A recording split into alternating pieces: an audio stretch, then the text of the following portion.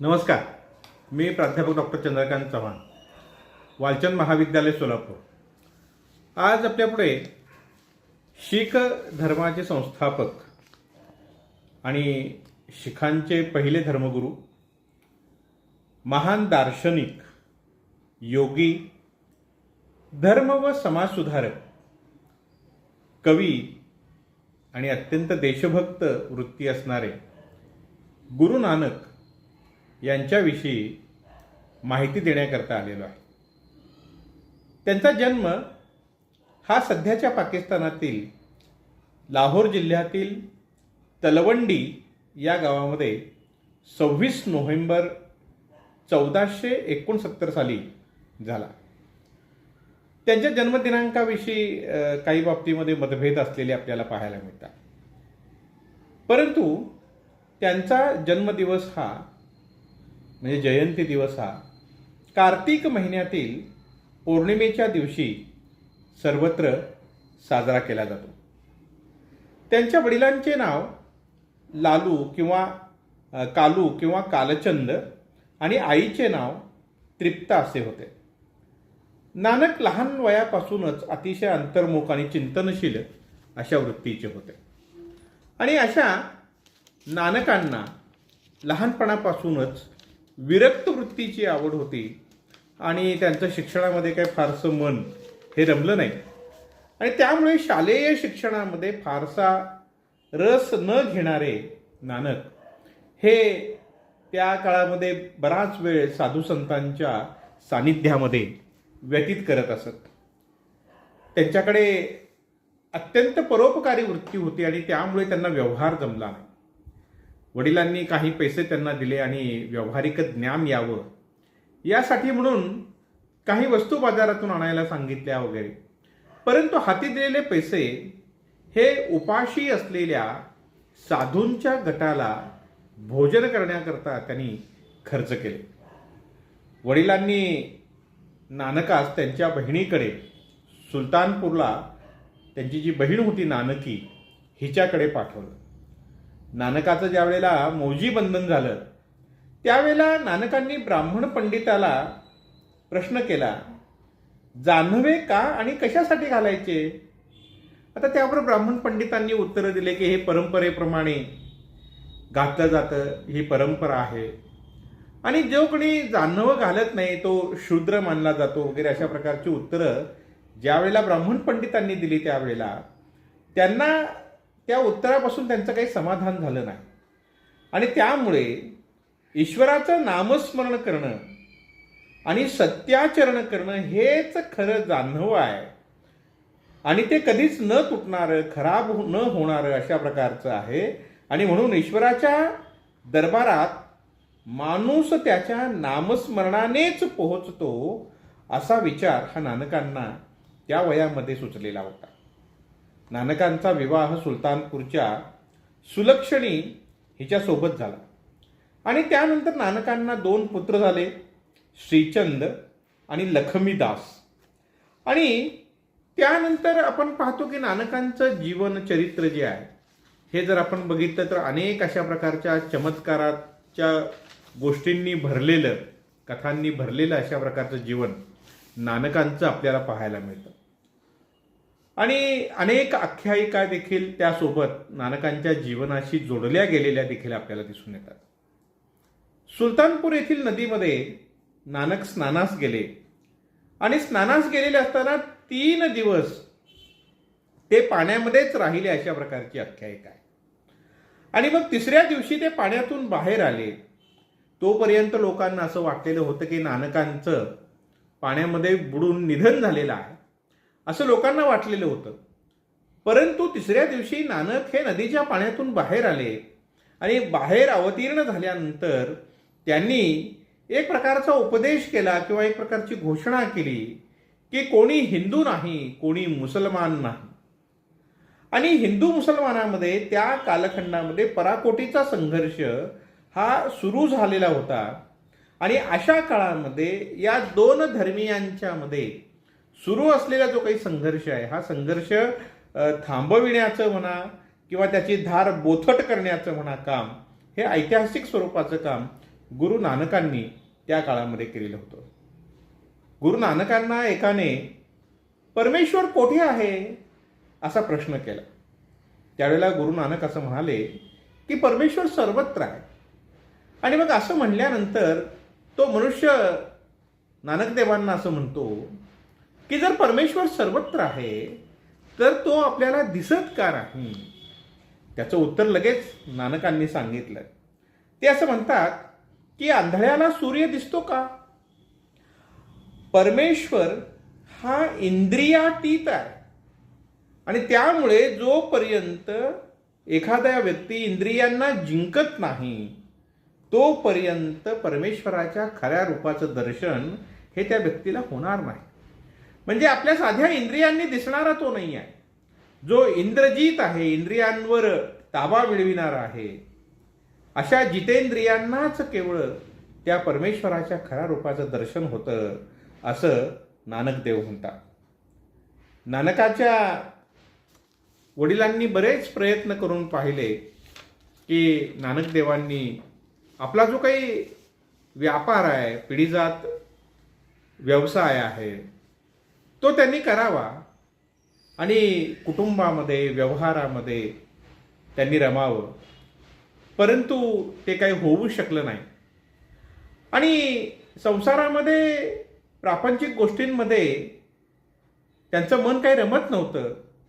आणि मग त्यांनी जी काही ज्ञानप्राप्ती केलेली होती ती ज्ञानप्राप्ती लोकांपर्यंत पोहोचविण्यासाठी म्हणून भारतभर भ्रमंती केली.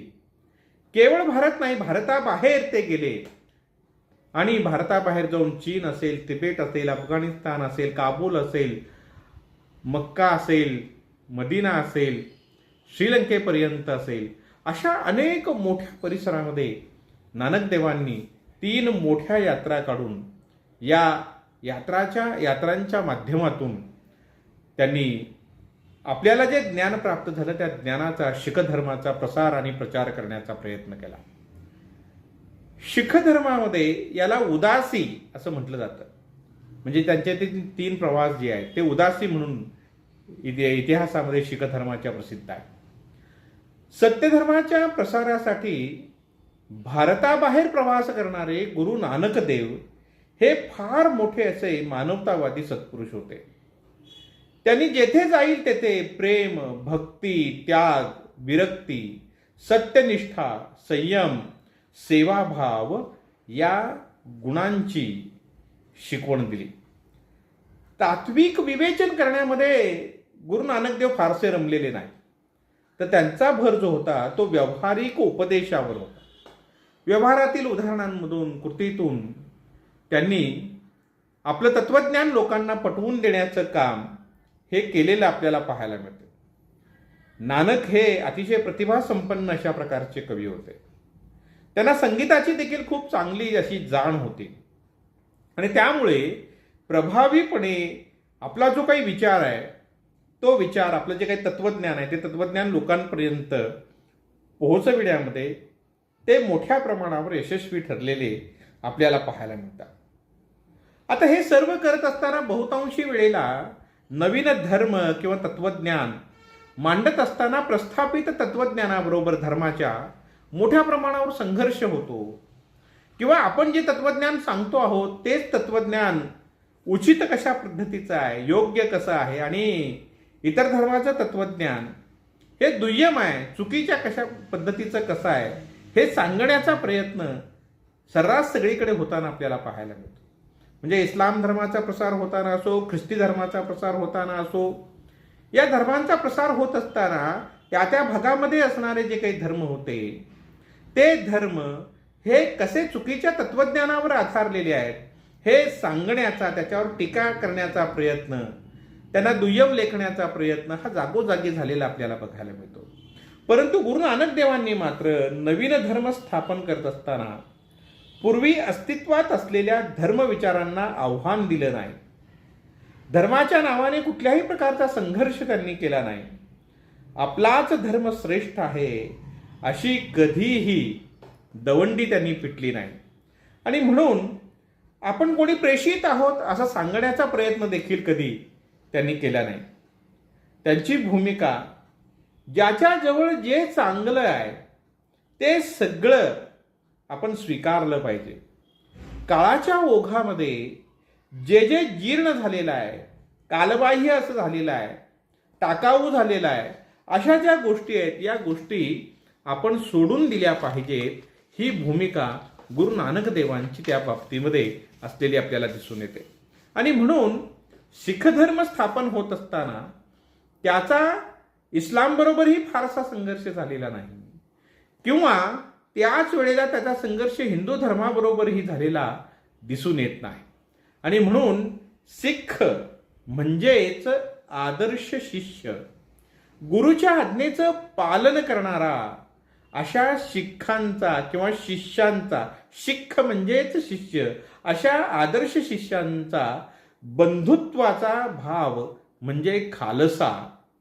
शीख धर्माची दीक्षा देताना वाहे गुरु का खालसा, वाहे गुरुजी का खालसा म्हणजे गुरु आज्ञेचे आम्ही बंधुत्व सर्वतोपरी मान्य करतो असा मंत्र म्हणून त्या शीख धर्म स्वीकारणाऱ्याकडून तो मंत्र हा म्हणून घेतला जातो.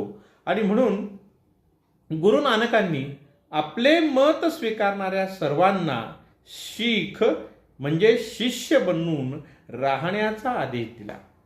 आता शिष्य बनणं आणि या शिष्य बनण्यामध्ये शिष्याचा जो काही धर्म आहे याची काही वैशिष्ट्ये आहेत. आणि म्हणून शिष्य धर्म हा स्वभावतःच विनम्रशील आहे. जे जे इष्ट आहे, सत्य आहे, शाश्वत आहे त्याचे स्वागत करणारा धर्म हा शिष्य धर्म म्हणजे शीख धर्म आहे. तो परिपूर्ण आहे असं मानत नाही, परिपूर्णतेचा अहंकार त्याच्या ठिकाणी नाही. त्यामुळे इतरांना तुच्छ लेखण्याचा भाव देखील शीख धर्मामध्ये आपल्याला पाहायला मिळत आहे. आणि म्हणून गुरु नानकाच्या वैचारिक मंथनामधून जपूजी किंवा जपूजी हा जो काही प्रार्थना ग्रंथ आहे हा प्रार्थना ग्रंथ निर्माण झाला.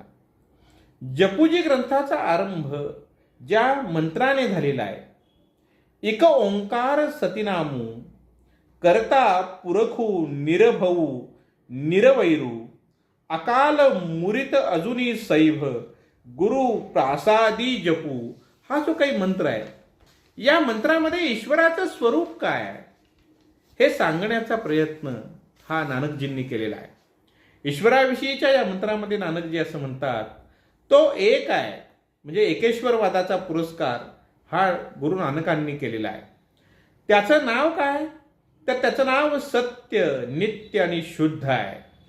तो आदि पुरुष, सृजन करणारा, करता आणि हरता आहे. तो निर्भय आहे म्हणून तो निवैद आहे. तो नित्य, शाश्वत आणि कालातीत आहे. त्याला जन्म अथवा मरण नाही. तो स्वयंप्रकाशी आहे. सारे ज्ञान आणि जीवन यांचा मूळ ज्ञाता तोच आहे. गुरुकृपेने हे आपण समजून घ्यावे आणि त्याची पूजा करावी, अनंताची मनोभावे अर्चना करावी, असा या मंत्राचा अर्थ आहे.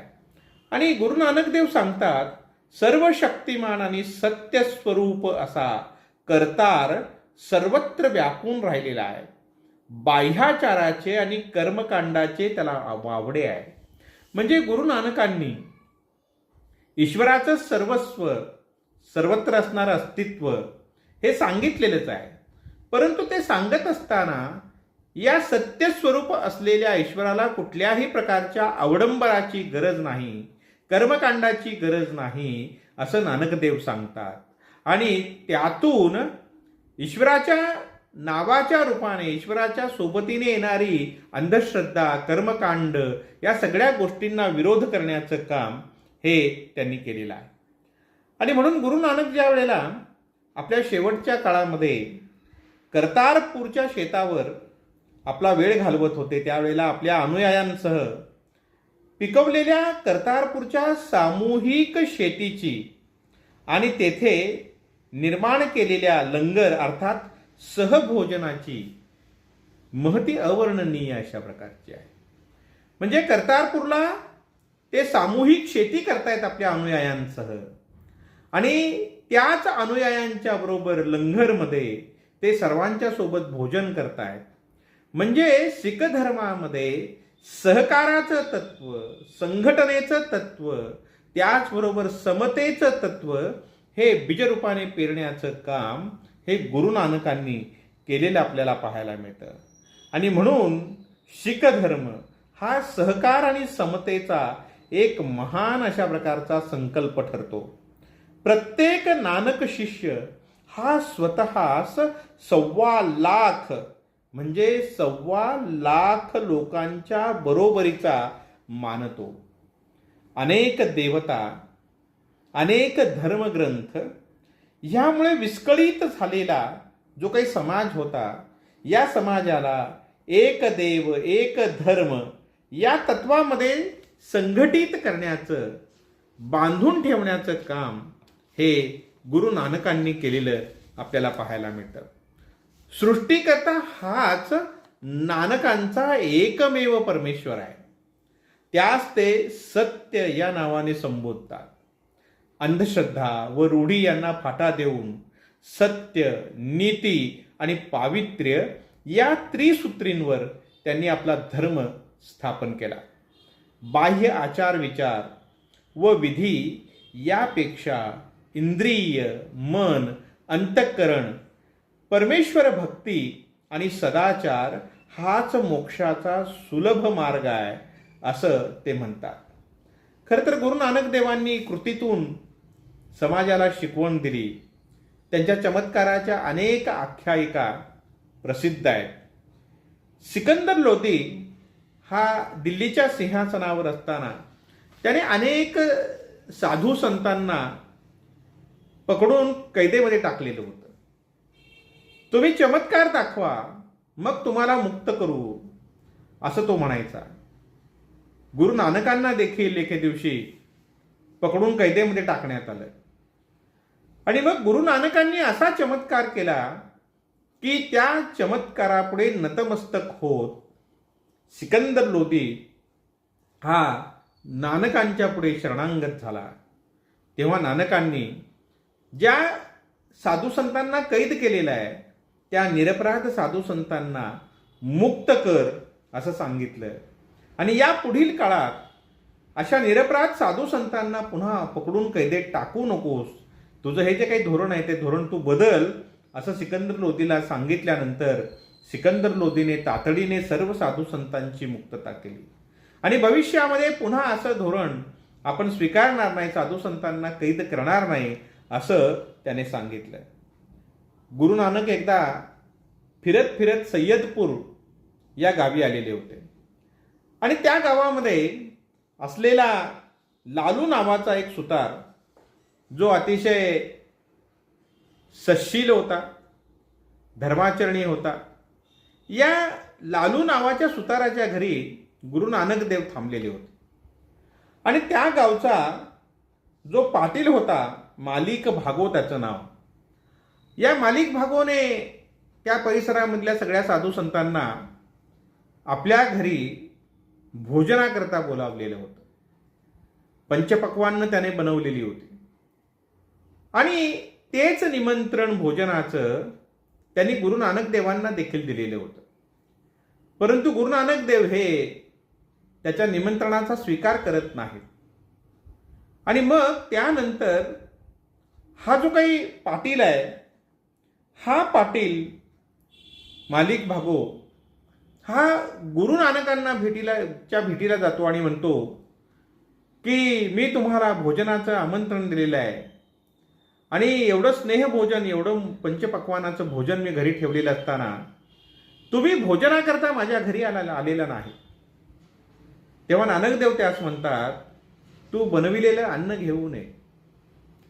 त्यावेळेला तो मालिक भागो आपल्या जवळच्या माणसाला सांगतो, अन्न मागवून घेतो.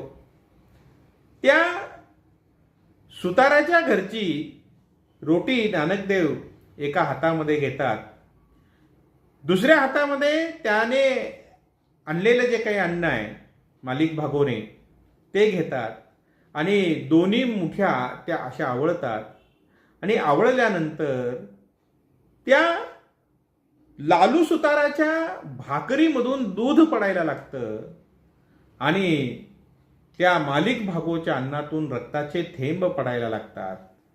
तेव्हा नानकदेव त्यास असं म्हणतात की अरे तू पंचपक्वान्नाचं भोजन जरी बनवलेलं असलं तरी गोर गरीब श्रमिकांचं शोषण करून रक्त शोषलेलं आहेस तू आणि त्यामुळे तुझ्या अन्नातून रक्त पडत आहे. आणि या सुताराने मात्र स्वतः कष्टाने श्रमाने मिळविलेलं अन्न हे पवित्र आहे आणि म्हणून मी तुझ्याकडे भोजनाला आलो नाही असं नानकदेव सांगतात. अशा चमत्काराच्या कथा नानकदेवांच्या अनेक अशा प्रकारच्या आपल्याला त्यांच्या चरित्रामध्ये पाहायला मिळतात.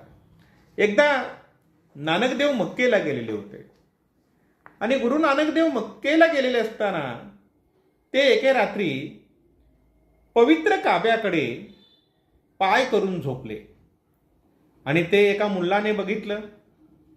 आता देवाच्या निवासस्थानाकडे काब्याकडे पाय करून हा मनुष्य झोपलेला आहे हे पाहून त्याच्या तळपायाची आग मस्तकाला गेली आणि तो बघू लागला की हा कोण मूर्ख यात्रेकरू आहे जो देवाच्या निवासस्थानाकडे पाय करून झोपलेला आहे.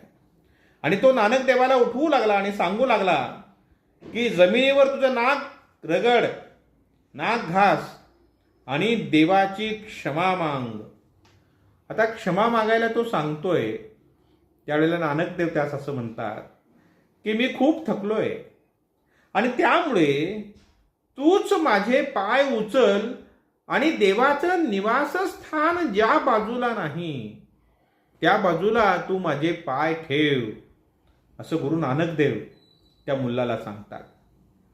आणि मग त्या मुल्लाच्या डोक्यात लख प्रकाश पडतो. अरे ठीक आहे, काब्याकडे हा पाय करून झोपलेला आहे, परंतु याचे पाय उचलून कोणत्या दिशेला मी ठेवणार? देवाचं अस्तित्व नाही अशी जागा कोणती, अशी दिशा कोणती? आणि मग आपल्या हातून घडलेली चूक ही त्याच्या लक्षात येते. ईश्वर चराचरामध्ये भरून राहिलेला आहे, सर्वत्र व्यापून राहिलेला आहे, तर अमुक एक दिशा ईश्वराची असं कसं होईल? आणि म्हणून नानकदेव आपल्या कृतीतून त्याला ईश्वराचं अस्तित्व चराचरामध्ये कसं व्यापून राहिलेलं आहे याची शिकवण देतात. आणि मग असे हे थोर संत ज्यांनी शीख धर्माची स्थापना केली, समानतेवर आधारलेला, त्याचबरोबर एक अतिशय साध्या सोप्या शब्दांमध्ये व्यक्त झालेला आणि गुरूंची परंपरा राखणारा, गुरूंना मान देणारा आणि गुरु परंपरेवर आधारित अशा प्रकारचा हा धर्म नानकदेवांनी स्थापन केला. अशा या थोर संतांचं देहावसन हे सन 1539 साली वयाच्या 17व्या वर्षी आजच्या पाकिस्तानामध्ये असलेल्या कर्तारपूर या ठिकाणी घडून आलं. आणि असे हे एक महान संत ज्यांनी एक नूतन धर्म, मानवतेवर आधारित, त्याचबरोबर सर्वांना समान लेखणारा अशा प्रकारचा, कृतिशीलतेवर आधारलेला अशा प्रकारचा धर्म स्थापन केला. गुरु नानकांना आणि नानकांच्या विषयी आपल्या महाराष्ट्रामध्ये फारशी माहिती नाही, ती माहिती आपल्याला व्हावी या उद्देशाने हा व्हिडिओ बनवला. हा जर आपल्याला व्हिडिओ आवडला तर जरूर आपण तो लाईक करावा, शेअर करून इतरांपर्यंत पोहोचवावा अशी विनंती आपल्याला करतो आणि थांबतो. धन्यवाद.